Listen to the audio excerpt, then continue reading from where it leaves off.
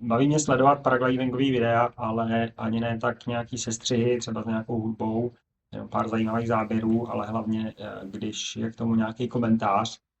Taková typická ukázka jsou třeba videa Sebastiana Benze, kde vlastně popisuje své rozhodnutí během letu.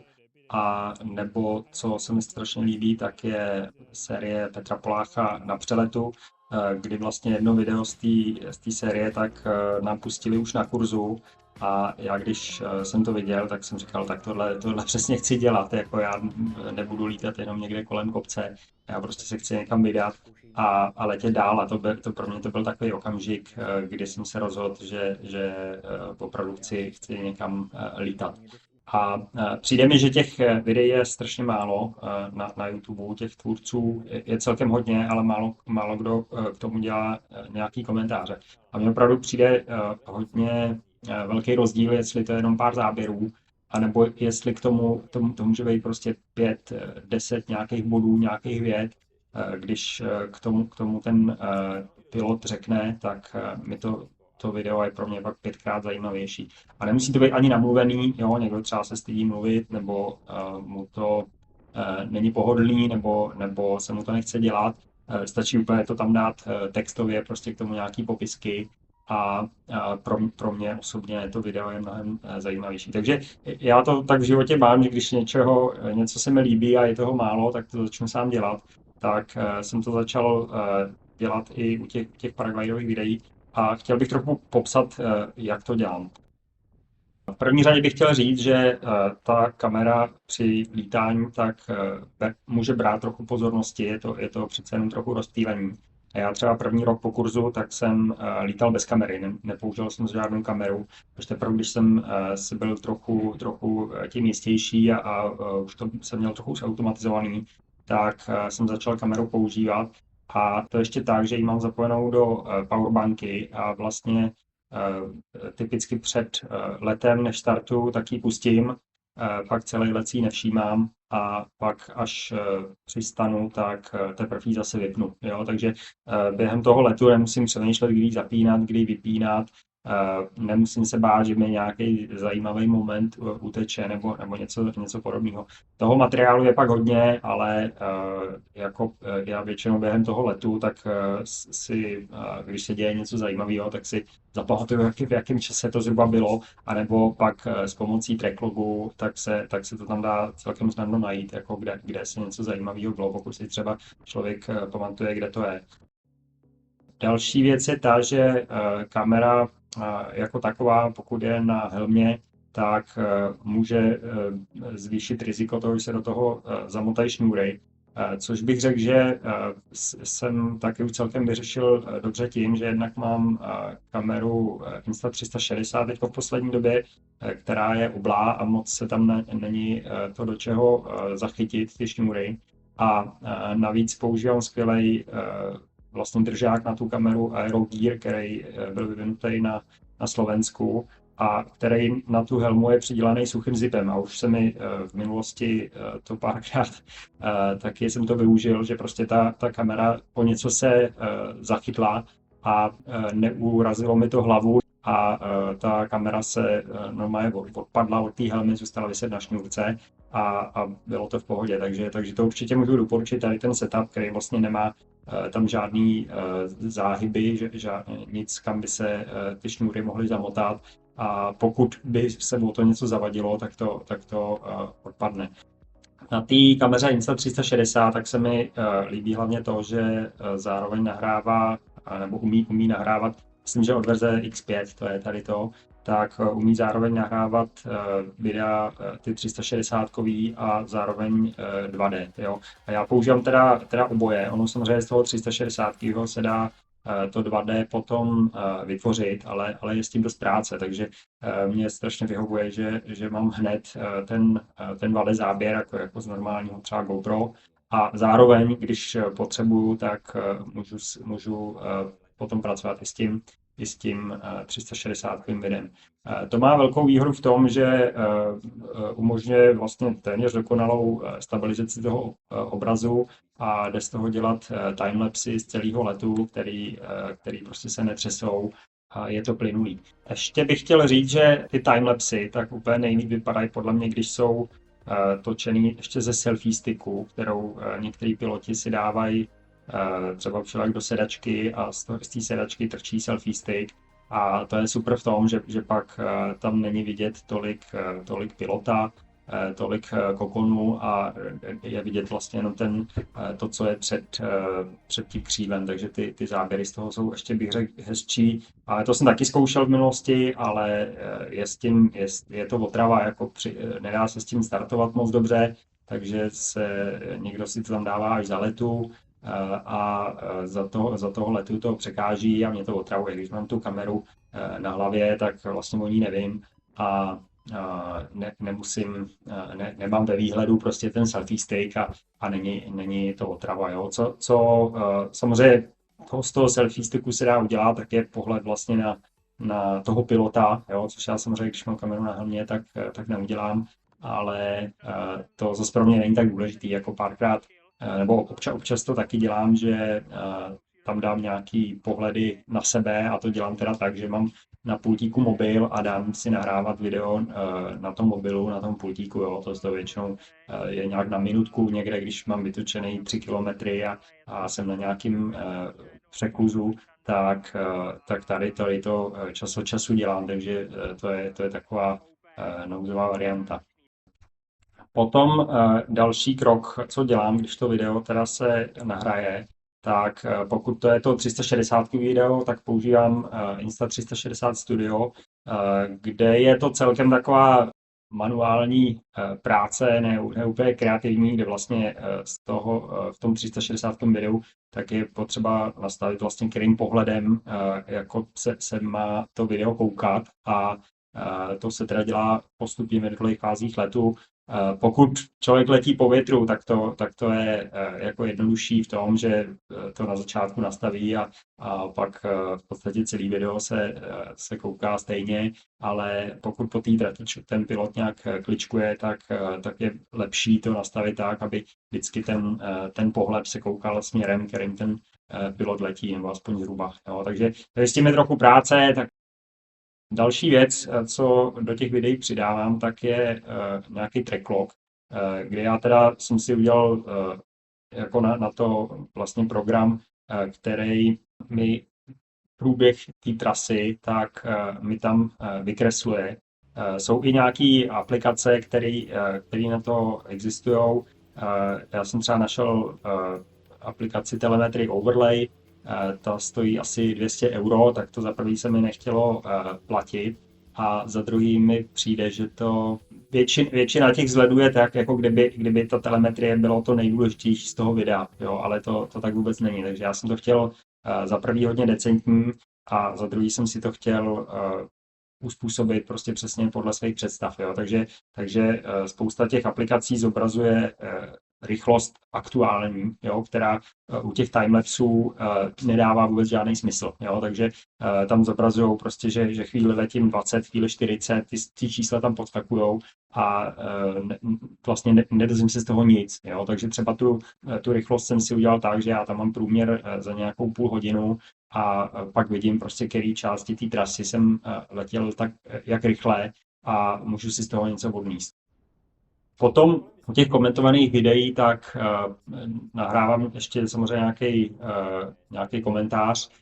Nemám na to žádný profesionální mikrofon, jsem o tom zvažoval, že to koupím, ale takže vím, že ten hlas není prostě úplně perfektní, ale já hodně cestuju a myslím, by se ten mikrofon nechtělo pořád sebou vláčet, jo? Takže jsem mikrofon zatím si nekoupil, nahrávám to na nějaký mikrofon, který je v notebooku, vím, že ta kvalita není úplně dokonalá, ale prostě mě to takhle stačí. Potom když mám takhle ty vstupy, tak to nějak sestříhám, na to používám program Kden Live, který dovoluje vlastně dělat nelineární střih. Těch programů je velká spousta. Já jsem hledal nějaký jednoduchý, který bude zadarmo a tady ten program vlastně téměř dokonale splňuje moje požadavky. Jo? Takže je možný tam nahrát ty videa do něj, sestříhat je, přidat v něj popisky různý prostřihy prostě mezi tím timelapsem, 2D videem, pak na co taky je potřeba si dát pozor, tak je pokud je nějaký zvuk na pozadí. Jo? U těch timelapsů ty timelapsy jsou většinou bez zvuku, ale pokud je tam nějaký to normálně 2D video nezrychlený, tak to má na pozadí nějaký zvuk, což mi přijde, že tomu dodává autenticitu, ale pokud přesto člověk mluví, tak tomu je špatně rozumět, takže to většinou dělám tak, že pokud je tam hlas, tak to stiším a pokud není, tak to dám na té původní hlasitosti. Já moc jako nejsem odborník na hudbu a ty videa dlouho jsem nedělal vlastně proto, že se mi nechtělo žádnou hudbu vybírat. Jo? Když se prostě člověk vezme nějaký ty paraglidové sestřihy, tak spousta jich je takových, že prostě jsou nějaký zajímavý záběry se zajímavou hudbou. Když někdo vybere dobře hudbu k těm záběrům a nějak to hodně sestříhá, že třeba ta hudba sedí do těch záběrů, prostě do těch střihů a podobně, tak to může být i pěkný, jo? Ale já tady to prostě neumím a nebaví mě to. Jo? Takže pokud mám někdy takovou situaci, že tam je nějaký zajímavý záběr a nestačí k němu nechat jenom pípat vario, protože tam třeba žádný vario nepípá, je to třeba nějaký přeskok a nemám k tomu co říct, tak vlastně používám jenom jednu písničku, kterou jsem kdysi našel, která se dá používat zadarmo, vlastně má licenci takovou, že je možný ji používat jenom s uvedením, co je to za písničku. A tam má několik takových částí, má asi takový 4 mírně odlišné části. A já prostě jednu z těch částí vždycky pokud tam někde potřebuji dát hudbu, tak i tam dám. Ty části mají třeba tak po 30 sekundách. Potom, když to video je takhle sestříhaný, tak ho v tom Kdenlive vyrendruju a nahraju ho do YouTube Studia, kde ten YouTube teda mi dává docela dobrý funkce, které by se daly i získat někde jinde, ale jsou přímo v tom YouTube. Taková hlavní věc je ta, že mi vygeneruje titulky. Já ty titulky považuji za docela důležitý, hlavně samozřejmě u nějakých cizojazyčných videí, tak pokud to video má titulky, tak já jsem schopen prostě tomu líp rozumět. Jo? Ať už to je anglicky nebo já nevím, třeba francouzský videa, tak ty francouzské titulky se dají přeložit do angličtiny nebo do češtiny a pak tomu můžu rozumět. Takže ty titulky považuji za důležitý. YouTube je vlastně dokáže automaticky vygenerovat, ale jsou tam chyby v tom, takže já si dávám tu práci v tom, že ty chyby opravuju a pak taky ty titulky rozsekám do vět, jo, kdy to je užitečný hlavně potom pro další věci, co s těma titulkama dělám, protože YouTube, jak je vygeneruje, tak to na náhodný místa vlastně dává ty jednotlivé titulky do prostřed vět a to pak je nepříjemný. Jo? Hůř se to čte a hůř se dál s tím potom pracuje. Takže jsem si napsal jednoduchý skript na to, který mi ty titulky rozseká vlastně do vět, jo? Takže co jeden titulek, to jedna věta a hlavně tam teda opravím ty chyby. Potom taky u YouTube tak je hodně důležitý thumbnail, co se říká, že prostě pokud chcete někoho přilákat, aby na to video se podíval, tak ten thumbnail má prostě 30% důležitost, pak další samozřejmě jako co je obsah toho videa, nějaký popisek a tak dále, ale ten thumbnail se říká, že je strašně důležitý, takže já u těch komentovaných videí, tak tam mám většinou, je to jenom jedno nějaké slovo a záběr z toho letu, jo. A na to teda mám taky skript, který mi to vygeneruje, že se mi s tím nechce patlat, jo. Prostě když se říká, že to je důležitý, tak prostě mě to nebaví jako vždycky přemýšlet nad tím, jak by ten náhledový obrázek měl vypadat, takže to jednoduše vygeneruju, prostě dám tam jedno nějaké slovo, který vypíchnu a jeden nějaký záběr, který vypíchnu a tím jsem s tím náhledovým obrázkem hotový. Potom taky v poslední době jsem začal dělat popisky videí, který teda podle mě nikdo nečte, takže nejsou moc důležitý, ale zase může někdo hledat nějaký slova, které pak v tom popisku jsou, nebo někdo si to třeba i přečte, já nevím, ale to se mi taky nebaví mě to psát ručně, takže na to používám Copilot vlastně, který mu dám ty titulky vytvořený a on mi z toho vygeneruje nějaký popis, takže to pak použil. Potom taky jsem chtěl zkusit si dělat ty videa v angličtině. Já jsem pár jich vlastně udělal tak, že jsem je vlastně celý udělal jako jejich anglickou verzi. A kdy teda místo toho českého komentáře jsem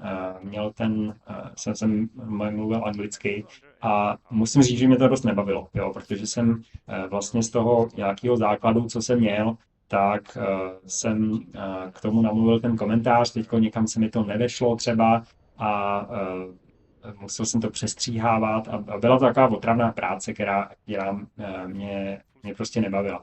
Takže zkusil jsem to po vlastně několika letech udělat trošku jinak a to si tak, že za prvý jsem začal ty titulky překládat do angličtiny, k čemu teda využívám program DeepL, ale tomu jsem přidal paraglidingový glosář, takže mám tam asi 100 paraglidingových pojmů, který se prostě slovo, jak se řekne česky, tak co odpovídá tomu angličtině, kdy třeba klesák, se anglicky řekne sing a podobně. Takže ty překladače tohle jako neví žádný a díky tady tomu glosáři, tak ty překlady jsou celkem slušný. Taky ještě v nich zbývá pár chyb, takže zase to čtu, jo, ty překlady, co mi vygeneruje ten překladač a opravuju.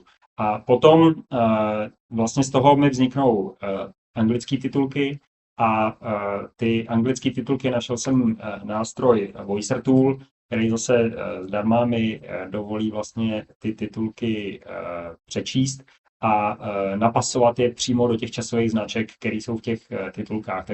Takže výhoda je, že nemusím prostě to video přestříhávat, jenom potom místo prostě té české zvukové stopy, tam dám anglickou zvukovou stopu 1:1 a přesně to sedí. Jo. Tam teda taky jako občas bývají nějaké chyby, nebo jsou tam nějaké věci, na které si musí člověk dávat pozor. Takže když třeba napíšu někam 800 metrů a v těch titulkách je 800 m, tak ten Voicer Tool to přečte jako 800 m.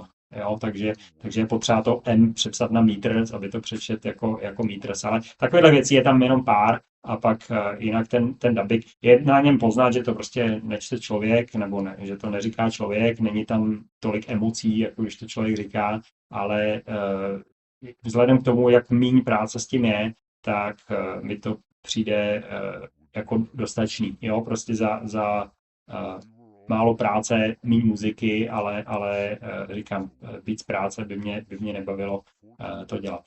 Potom na YouTube, jakmile přesáhnete 1000 sledujících a nějaký odsledovaný část těch videí, tak můžete zapnout monetizaci, což jsem teda pokusně udělal. A ty příjmy z toho, to je spíš taková legrace, jo, prostě to, já nevím, můžete u většiny videí, tak se platí zhruba 3,5 halíře za jedno zhlídnutí. To znamená, když moje nějaký, řekněme, lepší videa, tak mají, nebo úspěšnější videa, tak mají kolem 1000 zhlídnutí, tak to znamená 35 korun.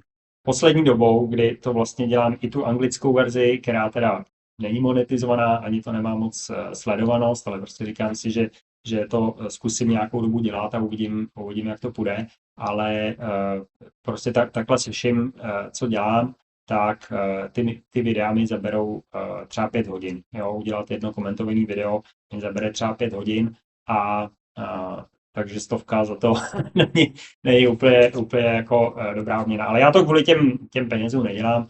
Dělám to proto, že mě to baví a že mě to naplňuje a jako ty příjmy z toho prostě jsou úplně zanedbatelný. Potom možná jste si ještě všimli, že v popiscích videí mám napsáno, že výbavu nakupuji na PG Shopu, což jsem se vlastně domluvil s Mírou Volný, u kterého jsem dělal kurz a kterýmu vlastně vděčím za to, že jsem začal lítat a že mě vlastně do tady toho koníčku dostali, tak to tam mám bezplatně, to vlastně není to nějaký sponzorství. Přišlo mi to jako taková vhodná forma, jak vlastně na ně upozornit, protože skutečně výbavu nakupuju na PG Shopu, a tak mi nepřijde nic špatného na tom to pod ty videa tam psát. Jo.